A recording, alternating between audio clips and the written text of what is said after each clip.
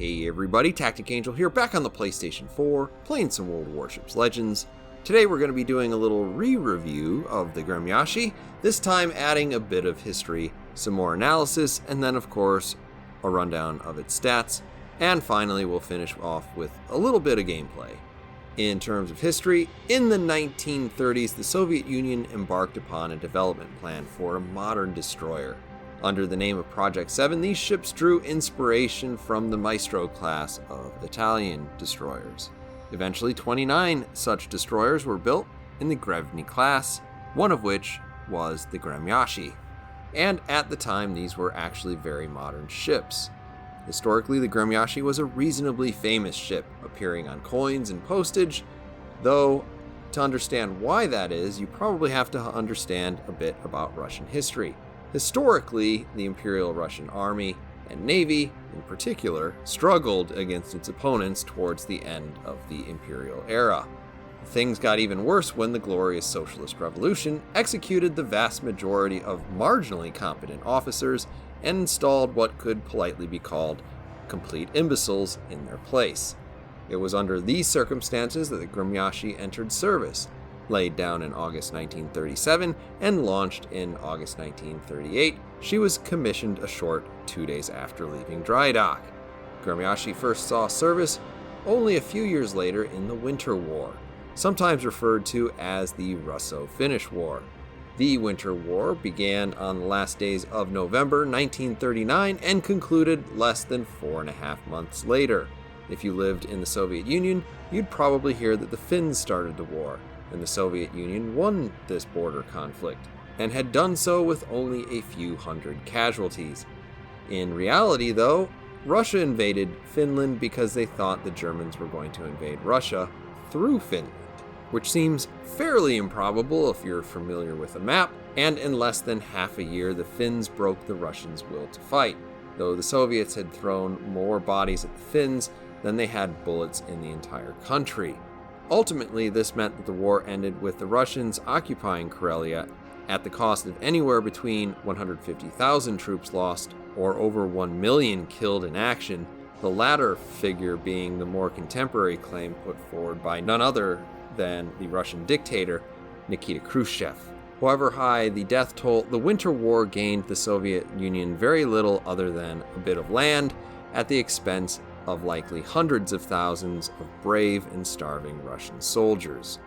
It was a good time to be on the Gremyashchy since it spent the war with basically no combat except for routine patrols and ferry duty.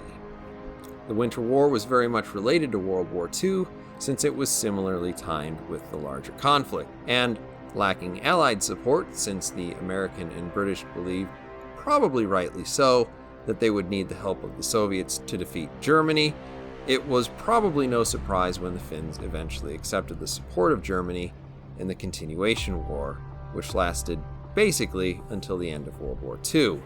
But by the time that World War II rolled around, the Gremyashchy had found its calling.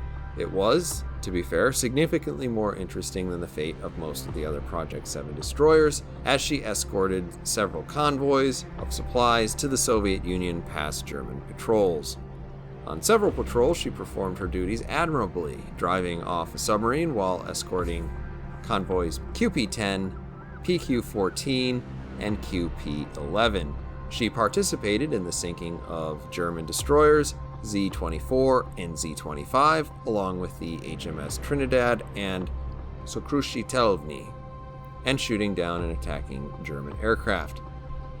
All in all, the Gremyashchy was a workhorse of convoy support, which may have been exactly what the Russians needed at the time. Ultimately, she survived the war and had a more interesting service life than a lot of her sister ships, like I said, many of which were sunk by German aircraft, with AA defense being something of a weakness in the class. Or they spent the entire war performing shore bombardment or ferry duty for troops to and from battlefields. Following the war, the Gremyashchy was eventually renamed so that she could be used as a target ship and sunk in 1957. So how does the Gremyashchy perform in the game? Well, I kind of guess that depends on what kind of player you are. I personally don't really like the ship, but that is mostly because her turrets rotate at a painfully slow rate. On top of this, she's actually relatively maneuverable, which means that she can easily and will often outturn her own guns. This means that if you are prone to playing destroyers fairly aggressively, like I do, you will find yourself in quite a bit of trouble because the ship is at a disadvantage against just about every destroyer in the game that she can possibly face in terms of her guns. On the other hand, the Gremyashchy does have reasonably good torpedoes. It is capable of stealth firing torpedoes, and it also reloads fairly quickly. Where aesthetics go though, I do like the camo pattern that is on the ship, and I am happy to report that it is historically accurate, if not to the Gremyashchy herself, at least to one of the Project 7 destroyers. For comparison purposes, it's actually really hard to compare this ship to any ship that's in the game because its turret traverse kind of puts it in a category of its own. So what we'll be doing is kind of talking about where the Gremyashchy falls in the grand scheme of things in terms of tier 4 destroyers. So when we jump into survivability, what we're looking at is 12,440 hit points with 11 to 19 millimeters of armor. Now, 11 to 19 millimeters of armor isn't a whole terribly lot, but it is actually pretty much best in class in terms of destroyers at the tier. The 12,440 is actually also very high hit points. So, in terms of survivability, the Gremyashchy is actually pretty good. When we move into artillery, this is actually kind of where the Gremyashchy shines, but also completely faceplants at the same time. Now, the Gremyashchy comes with 4 130mm guns in 4 turrets. They have a range out to 10.5 kilometers and reload every 5.6 seconds. Now, I have the fastest turret traverse that I can manage with just a rank 8 Untitled, and it would actually be considerably worse if I hadn't chose everything that I could to increase the turret traverse. Now, that said, your HE shells do 1900 damage with a 9% fire chance, and if you're shooting AP and manage to score a citadel, you'll be looking at an even 2500 damage. Now, basically what this means is that the Gremyashchy has larger guns with a longer range, a fairly average reload time, and horrendously slow turrets. The fire chance is actually pretty good, and it has decent HE and AP damage, but I cannot emphasize how slow these turrets are, because there are battleships in this game that have faster turret traverse than this ship. When we look at torpedoes, the Gremyashchy has 2 triple launchers of 533mm torpedoes. They reload every 69 seconds.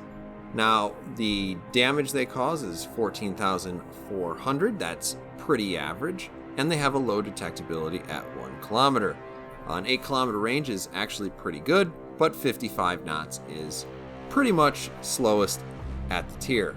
I mean, it's tied for slowest, but it is slowest. Overall, the torpedoes on this ship are not all that disappointing.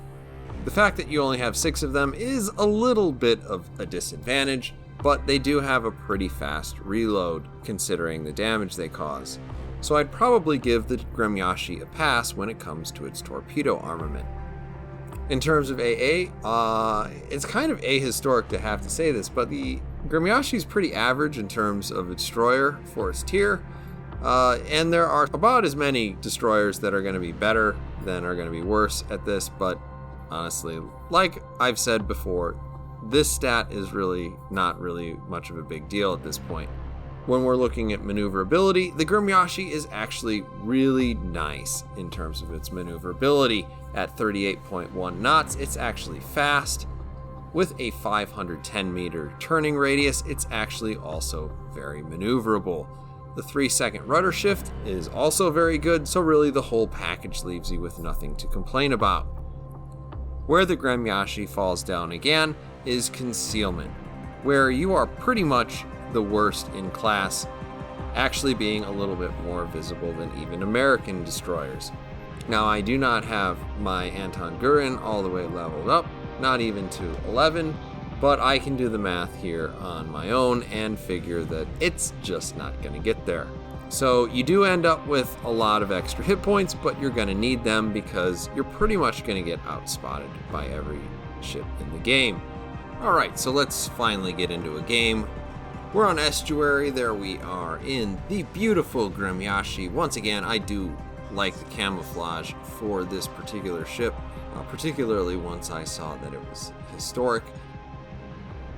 You know, it can be historic enough, and I'd be happy. At least it doesn't look silly. And so I like it quite a bit better than my Gremyashchy FE.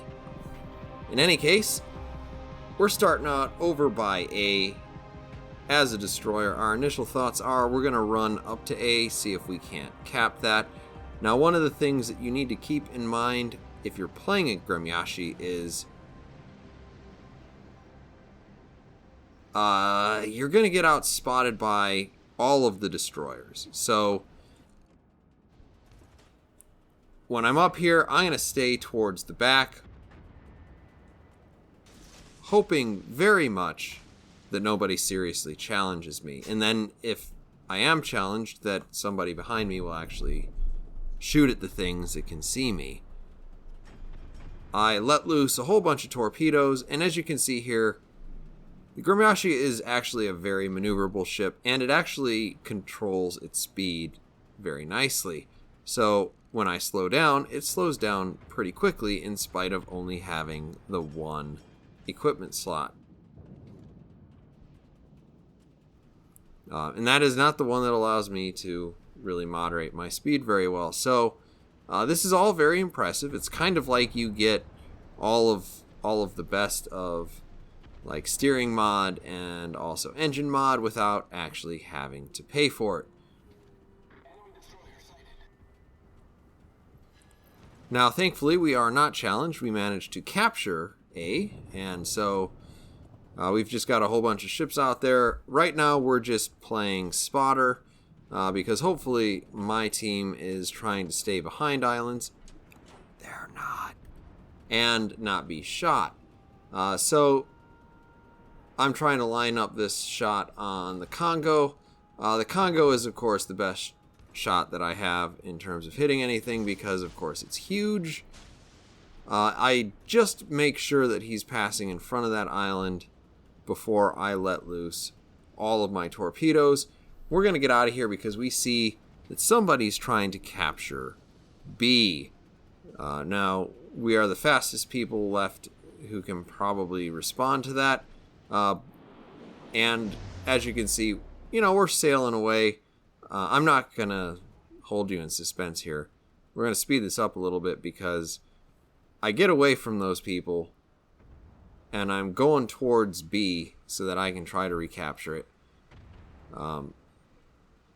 It doesn't need to take longer than it needs to take. So we're rounding this corner, thinking we might find a destroyer at some point. Looking around, there he is, the Acasta. He's still a little bit far away. It doesn't make a lot of sense to shoot at a destroyer that far away.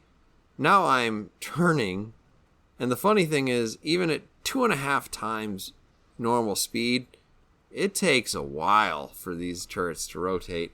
And that is a thing that I tried to impress in the stat review. Upon you, viewer, these turrets are really slow. I don't want anybody to shoot back at me because I don't really want to get in a gun duel with pretty much any destroyer unless it's occupied with something else. So I'm just going to sit here, try to spot, and try to cap. Now, as we see, it looks like the fight is starting to come together over at C. So even as we count down the last couple of seconds until we actually cap this, we're going to start thinking we want to go over there. Now we are doing the silly thing and rotating our turrets all the way back around. We're going to wait more than 30 seconds for that to happen. And like I've said before, the Gremyashchy is a very maneuverable ship. So as you're watching what I'm doing here, you will notice several times where I make maneuvers, even if they're relatively small, where I will suddenly outturn my guns.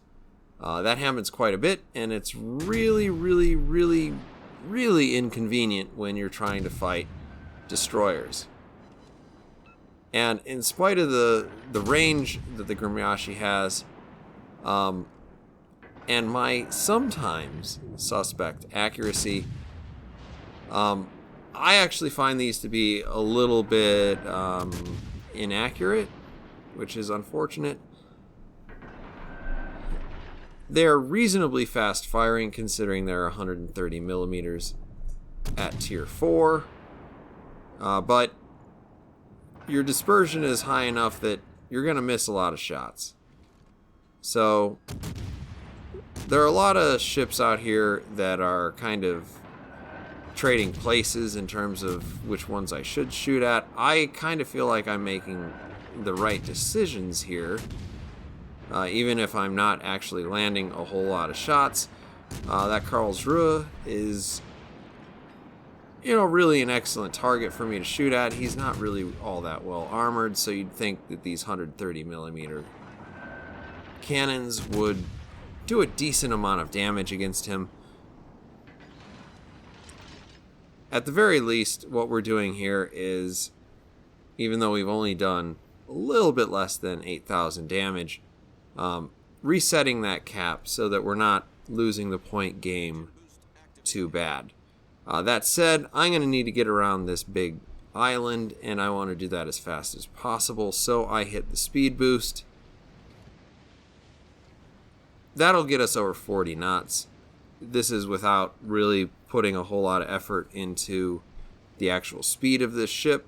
So, the Gremyashchy is a pretty swift tier 4 ship. That's to its credit. Now we're going to open up on that Karlsruhe. We score some hits. Obviously, they have already managed to secure the cap. This is actually not a bad place for me to have switched over to AP. I don't. Probably a mistake. The thing is, your results with AP are going to be a little bit more inconsistent. As I get closer to him, there's an increasing need to switch over to it because you actually can do a pretty good amount of damage. I haven't had a ton of luck citadeling German ships, but it is possible. It's more possible with ships from other countries. And when I say other countries, I mean pretty much all of them. I have found that even with 130 millimeters, you do bounce a lot of shots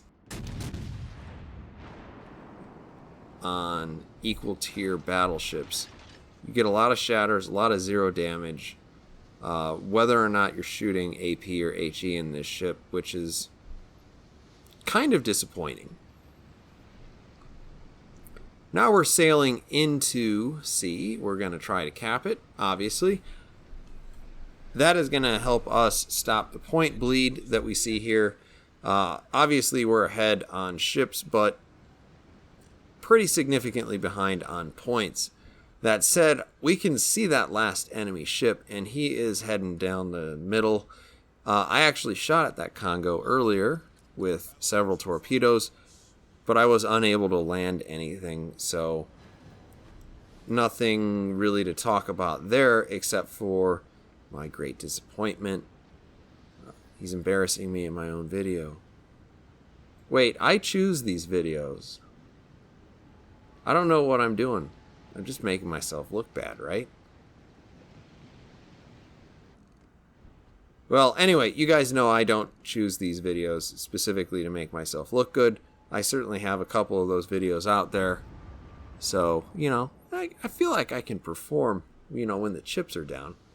But in this case, what we're going to do is we're going to charge up on that Congo.